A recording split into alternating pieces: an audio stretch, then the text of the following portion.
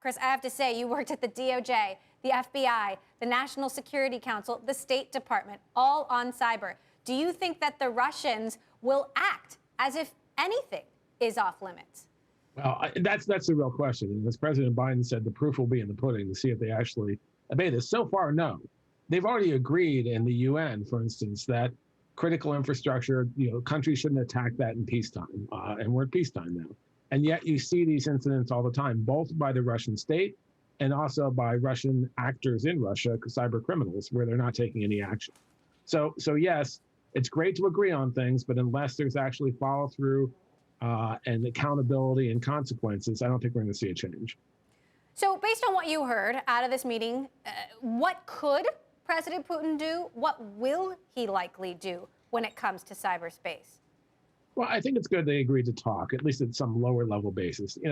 I think there can be some things that are at least discussed between the two sides. However, I thought that perhaps President Putin, I thought there was a glimmer of hope that he might cooperate against these cyber criminal groups because they're not operating on his behalf. Now, sometimes they do, but in this case, on these ransomware cases, they don't seem to have recently, the Colonial Pipelines and other attacks. And as a show of good faith, he could say, I'm going to crack down on them. Now, you saw at his press conference, he just denied it was ever happening at all and said that most of the cyber activity was coming from the U.S. So that certainly was not a good sign. Again, we'll see what happens in the coming weeks and months. We'll see if he actually starts doing something. As you said, I was a prosecutor for a long time. I've dealt with Russia for a long time. They've never been that cooperative on cybercrime, but they are responsible when these actors are operating from their territory and causing things like the Colonial Pipelines attack. So let's talk about responsibility, because Colonial Pipeline, JBS, the biggest meat processing plant in the United States, who is perpetrating the attacks? If we're saying it's hackers on Russian soil, how many of those attacks are actually happening on Putin's orders? Well, there's a blend, right? There are times when non-state actors are operating at the Kremlin's direction. There are times when there's corruption or other things where they're turning a blind eye. At least the White House has so far said that these groups, the Colonial Pipelines hack and the JBS hack, were not state-sponsored, that these were criminal groups. So Chris Painter, the director of the FBI, said there were some connections between these groups and the Kremlin.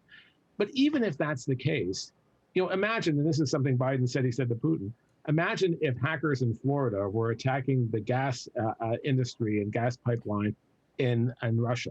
And we said, hey, there's nothing we can do about it. Sorry. That's unacceptable. And so, the fact that they're even criminal groups doesn't mean they evade all responsibility. So President Putin went to great lengths to say that the U.S. has its own cyber capabilities. Of course we do. But how are we using them? Of course we run our own offense. But how does the U.S. treat Russia in cyberspace? Are we perpetrating attacks against them that are anything on the level of what Russia seems to be doing to the United States? No, look, there's a vast difference between intelligence gathering, which every country in the world does and will do from the beginning of time till the end of time, and these kind of more destructive attacks, election interference that was done in 2016 and again this past election. Big, what was called the NotPetya computer worm that, as you may recall, took Maersk, the giant shipping giant, offline and affected lots of commerce around the world. We don't do that kind of disruptive activity. And most recently, these criminal attacks that have taken down infrastructure in the U.S. and really brought home to people how important cybersecurity is. So there's a vast difference there.